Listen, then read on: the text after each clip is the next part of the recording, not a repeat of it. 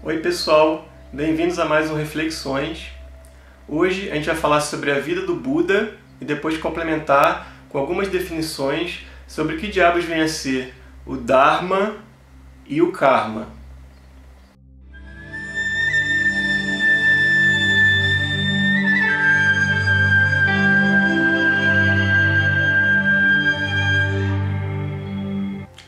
Bem, vamos começar pela vida do Buda. Eu vou trazer um texto meu que eu vou ler aqui direto aqui do tablet e vou comentando em alguns momentos, tá? Então vamos lá. Enquanto vivia sua juventude em meio ao luxo do palácio de sua família, o príncipe Siddhartha era mesmo puro, puro como a criança que tem a sorte de viver uma infância de belezas. Disse que seu pai, o governante de Kapilavastu, um reinado que se situava ao sul de onde hoje existe o Nepal, tentou proteger o filho de qualquer tipo de sofrimento humano e o criou dentro dos limites do próprio palácio, sem que tivesse contato com o que havia fora dele. Quando fez 16 anos, Siddhartha Gautama, do clã dos Gautama, se casou com uma prima da mesma idade e com ela teve um filho. Até os 29 anos, o príncipe viveu uma vida sem grandes incidentes, tendo à sua mão todo o conforto material de que poderia necessitar, embora se diga que nada disso jamais o seduziu. Talvez faltasse algo naquela vida de contos de fada afinal. Então é muito importante a gente perceber que ele viveu uma vida sem sofrimentos, tá? E ele próprio viveu uma vida sem sofrimento. Não conhecia o sofrimento e, portanto, também viveu uma vida sem sofrimentos, justamente porque não aconteceu com ele. No entanto, ele vivia inquieto em meio a uma vida de perfeições palacianas. Aos 29 anos, ele resolve sair do palácio sem o conhecimento do pai, que era super protetor, né? Acompanhado somente por um cocheiro, um amigo dele, cocheiro, que pilotava a sua luxuosa carruagem. Daí se diz que ele fez 4 viagens curtas para além das muradas palacianas, finalmente tendo contato direto com o mundo lá fora. Na primeira viagem, avistou um homem velho e decrépito apoiado num cajado. Seu cocheiro prontamente lhe explicou que envelhecer era o destino de todas as pessoas. Na segunda viagem, avistou um homem doente e cambaleante, ardendo em febre. Seu cocheiro complementou que muitas doenças eram inevitáveis na vida. Na terceira viagem, avistou um corpo já em decomposição, sendo conduzido a um cemitério local. Seu cocheiro explicou que ninguém poderia escapar para sempre da morte, ou seja, que a morte era inevitável na vida. Daí, já desolado e deprimido, né, na sua quarta e última viagem, ele finalmente avista um monge mendicante, calmo e sereno, mesmo conhecendo a velhice, a doença e a morte, como todos os demais que viviam fora dos palácios. Essa visão o consola e ao mesmo tempo estabelece um novo sentido para a sua vida. Chega de palácios artificiais, chega de infância. Siddhartha desejava ser adulto em meio ao sofrimento do mundo. Numa noite, enquanto todos no palácio dormiam, saiu novamente acompanhado do seu amigo cocheiro, cada um montando um cavalo, e dessa vez para não voltar mais, né? Então, comentando aqui, é importante entender que o sentido que adquire a vida do Siddhartha é justamente de tentar decifrar esse sofrimento. Apesar de que ele não vivia esse sofrimento, ele encontrou o sofrimento lá fora, com os outros. Então, ele já tinha essa compaixão incrível, né? Porque ele abandona uma vida palaciana mais ou menos por compaixão. Também tem a curiosidade sobre saber como é o mundo, como é o sofrimento no mundo, mas ele sentia essa compaixão pelas pessoas que sofriam, porque ele mesmo não estava sofrendo. Ele estava sofrendo por ver as pessoas sofrendo, porque ele ainda era jovem, tinha 29 anos, não estava envelhecendo ainda, ele não tinha doenças, porque ele foi muito bem criado, e muito menos ele estava perto da morte. Então, o que faz ele sair do palácio, o que faz ele abandonar aquela vida palaciana, é muito mais a compaixão do que propriamente a curiosidade, né? Mas a compaixão e o sentimento de tentar descobrir o que seria essa alma das pessoas que está sofrendo lá fora. Ele precisava entrar em contato com isso, quer dizer, ele não poderia ficar isolado para sempre. Tá? Então, continuando. A alguns quilômetros de distância de Kapilavastu, Siddhartha parou, cortou os próprios cabelos com sua espada, trocou as suas roupas luxuosas pelos trajes simples de um caçador e se despediu do amigo que retornou ao reino com ambos os cavalos. Então ele já estava ali transformado em um monge andarilho, sob a alcunha de Gautama, né, que era o nome da sua família, do seu clã, E ele dirigiu-se para Vaisali, onde um mestre bramânico, um sábio indiano chamado Arada Kalama, ele ensinava um sistema filosófico que ficou conhecido como Sankhya. Naquela época já tinha isso. E ele aprendeu esse sistema de Sankhya rapidamente, mas o julgou insuficiente para ele, não resolveu todas as questões existenciais dele em relação ao sofrimento humano. Então ele deixa o mestre, né, agradece, deixa o mestre, se dirige a Rajagaha, a capital do reino Magadha, no sul do rio Ganges, isso já na Índia, né? Então o que hoje seria o Nepal, ele está se deslocando ao sul sempre, chega na Índia. Lá ele conhece o rei Bimbisara, que, seduzido pelo seu já vasto conhecimento, né, seduzido pelo conhecimento de Siddhartha, lhe oferece metade do próprio reinado para eles governarem conjuntamente. Mas o monge Gautama, né, gentilmente recusou a oferta e logo se tornou discípulo de um outro mestre chamado Udraka. Após apenas um ano, domina com facilidade as técnicas e a filosofia do yoga, do tipo de yoga ensinado por Udraka, porque já naquela época tinha vários tipos de yoga, o do Udraka ele dominou rapidamente. Então ele parte rumo à cidade de Gaya, acompanhado por 5 discípulos que nessa altura já o tinham como mestres, né? São os seus 5 primeiros discípulos, antes dele se tornar o Buda, inclusive. Então Gautama se estabelece num local aprazível, nas proximidades de Gaya, e lá se submete durante alguns anos à ascese mais severa. Chegou a se alimentar com um único grão de milho por dia.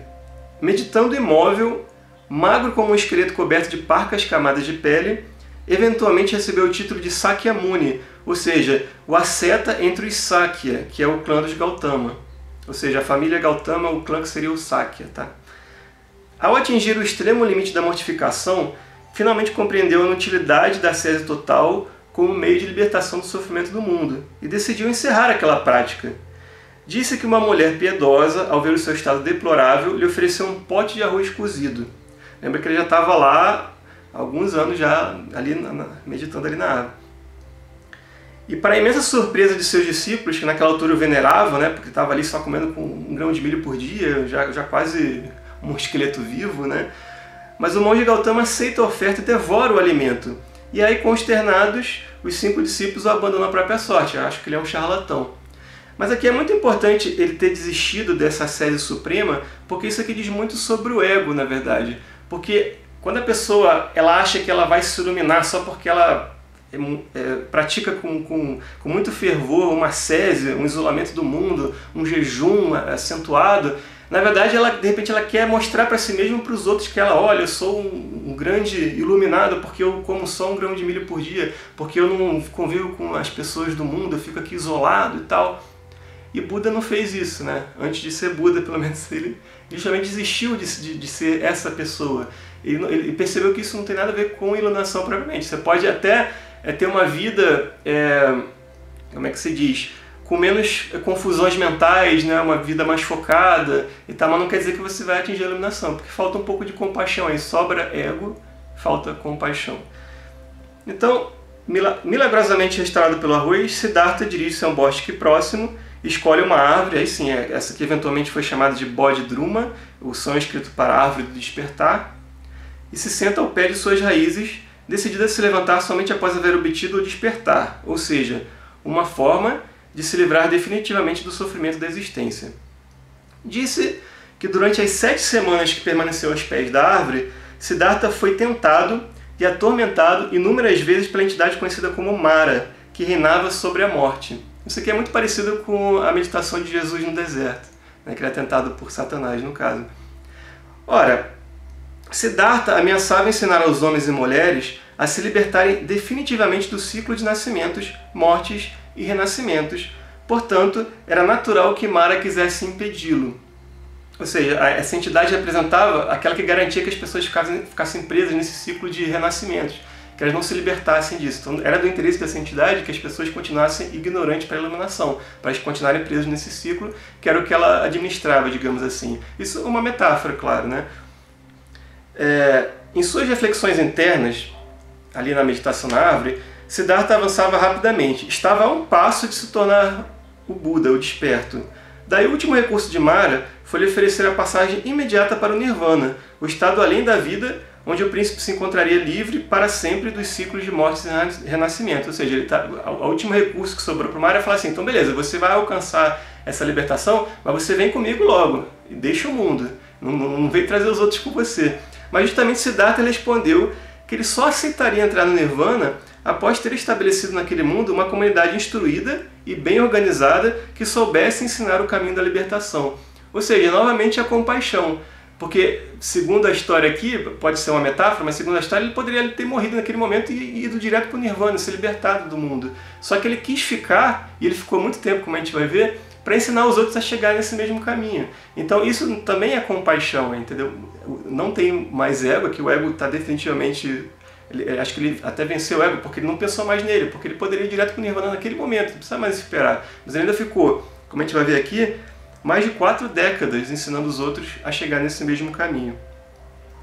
Assim, após 7 semanas aos pés da árvore do despertar, o príncipe Siddhartha Gautama venceu definitivamente a tentação de Mara e se ergueu como Buda, o primeiro desperto, o primeiro ser que conheceu o caminho para a libertação do sofrimento.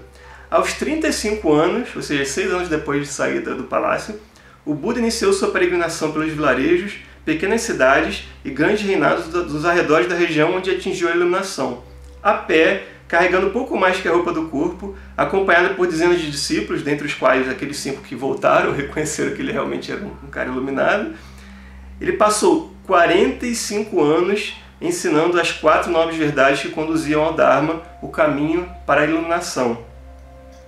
As quatro nobres verdades eram reconhecer a existência do sofrimento, a origem do sofrimento, como interromper o sofrimento e o caminho que leva à cessação do sofrimento, né? E aí é interessante aqui porque muita gente acha, assim, que não conhece muito do budismo, não se dignou a pesquisar 15 minutos na internet, tem muita gente que acha que Buda foi um cara que ficou a vida inteira meditando embaixo de uma árvore. E muita gente também acha que ele era um gordinho, né? Porque ele ficou lá parado, realmente não fazendo exercício físico, então ele ficou gordinho. Mas na verdade esse gordinho, essa figura do Buda gordinho, na verdade é o Budai, que é uma divindade chinesa, que não tem muito a ver com o Buda. E ele não ficou numa árvore a vida inteira, ele ficou 7 semanas, né? E dos 29 anos aos 35 anos ele ficou buscando essa iluminação. Depois que ele alcançou a iluminação, ele ficou 45 anos ensinando os outros. Era mais ou menos como se Jesus não tivesse sido crucificado e conseguisse ficar até o final da vida ensinando os outros sobre sabedoria. Felizmente o Buda não foi crucificado e ele conseguiu fazer isso.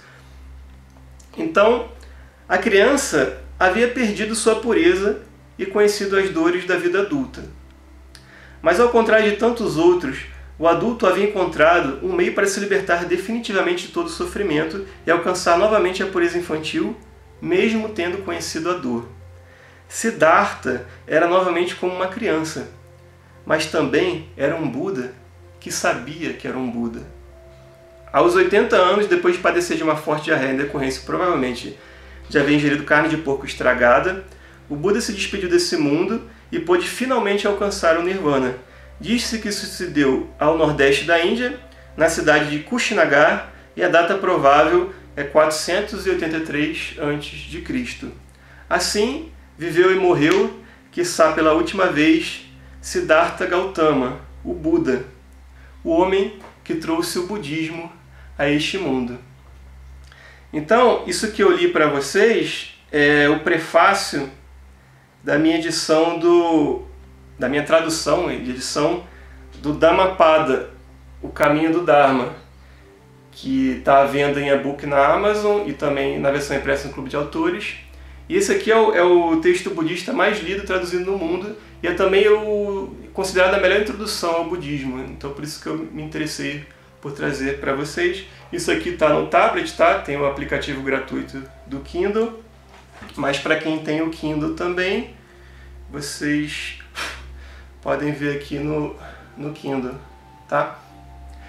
Então, como esse livro fala do caminho do Dharma, e era o que Buda ensinava, quando a gente voltar, eu vou falar aqui um pouquinho sobre o que é o Dharma e o que é o Karma.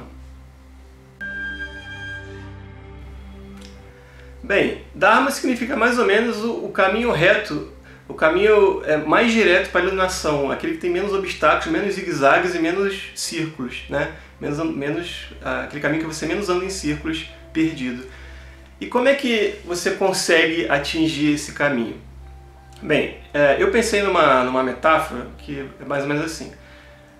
Obviamente, o pessoal lá da época do Buda, do Siddhartha, acreditava em reencarnação, né? E essa roda do samsara, das reencarnações, é uma parte essencial da doutrina, inclusive do Dharma e do Karma, né? Se você não tiver reencarnação, não faz nem muito sentido falar nisso. Então, vamos partir do pressuposto que existe reencarnação, tá? Para continuar. Então, assim, imagina que cada vida que você vive num vale de um lugar cheio de montanhas. E elas vão se elevando cada vez mais, como se fosse perto do Himalaia, sabe? Tem montanhas e lá no fundo tem o Himalaia que você está a perder de vista e você não consegue nem imaginar como você vai chegar lá um dia. Mas a ideia é que você vai chegar lá um dia através da iluminação, certo? A iluminação seria você alcançar os cumes das montanhas cada vez mais altos. E cada montanha seria a interrupção entre uma vida e outra, né? O período entre vidas. Então, você saiu de uma vida no vale, conseguiu subir numa montanhazinha, porque você atingiu uma certa sabedoria, e aí com essa sabedoria dessa montanha, você tem uma visão um pouco mais elevada do vale, e você consegue ver o caminho mais fácil por entre a floresta, né? Por entre os bosques ali, parando em algumas tavernas, algumas cidadezinhas no meio do caminho, você vê o caminho mais fácil para chegar na próxima montanha, que é um pouco mais alta do que essa. Porque a ideia é você estar sempre se elevando cada vez mais. Então você está lá, antes de começar a sua próxima vida, você vê, nossa, esse caminho é o meu Dharma, eu tenho que seguir por ali. E aí aquilo vai, teoricamente, entrando na sua cabeça. E quanto mais sabedoria você tem, quanto mais capacidade espiritual, ou seja, mais vivência espiritual, né, de prática espiritual você tem, de meditação, de autoconhecimento, mais você consegue se lembrar dessas visões que você teve entre vidas para seguir o caminho reto. Então, aí você nasce.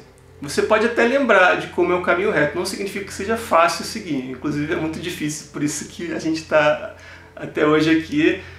Teoricamente, depois de milhares e milhares de tentativas, a gente está ainda tentando chegar nesse caminho reto. E tudo que te desvia do caminho reto, que é o caminho do Dharma, que é o seu caminho, né, o que no ocultismo poderia se chamar verdadeira vontade, qualquer coisa que desvia disso, em maior ou menor grau, é karma. Tá?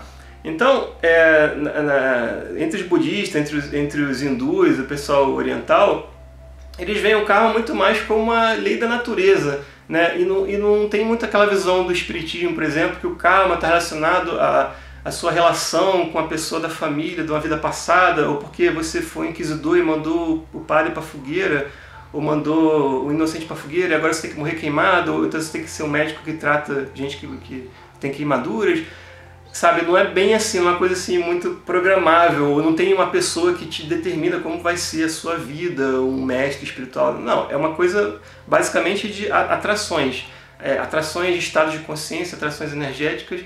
E aí, se você consegue ficar centrado, né, em você mesmo, no que é você de verdade, né, na sua verdadeira vontade, na sua própria alma, com o seu autoconhecimento, você naturalmente chega ao seu Dharma. O problema é que muitas coisas no mundo mundano, no mundo das coisas passageiras, te desviam a atenção e te fazem andar em ciclos, te fazem andar em zigue-zague, te fazem correr para cá e para lá, para um lado e para o outro, e você acaba se perdendo com o karma.